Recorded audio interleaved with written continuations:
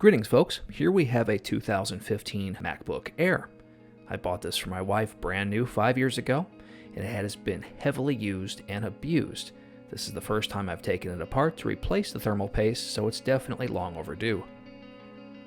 Now for our beloved gaming laptops that run themselves near thermal limitations, I do recommend changing out the thermal paste once a year. Now we have no before or after thermal performance figures, just some common sense maintenance. Perhaps this quick guide can help you out someday. So you'll start off by removing the bottom panel, and you'll need the P5 pentalobe screwdriver or screwdriver bit. Link in the description below for the iFixit ProTech toolkit that I use to take apart all of my laptops. It has everything I need to get the job done.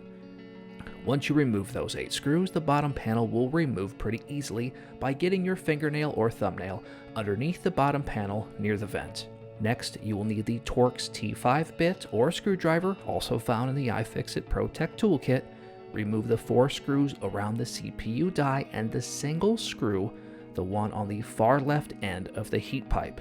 Clean off the old thermal paste with isopropyl alcohol, repaste, and reassemble. The rubber boot that bridges the gap between the heat pipe fin section and the fan can get a little tricky to reinstall on this particular model. It was easier for me to remove 1 screw from each side of the fan in order to increase the gap necessary for me to reinstall that rubber boot. You'll see what I'm talking about once you get to this point, should you need it. This whole job, start to finish, should take you about 10 minutes. This has been a great laptop for our family, obviously as the tech guy of the household. That also applies outside of the household with family and friends.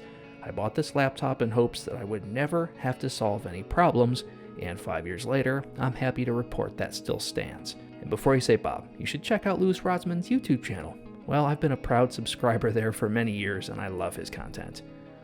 Hopefully you found this useful, and I'll catch you in the next video. Thanks for watching.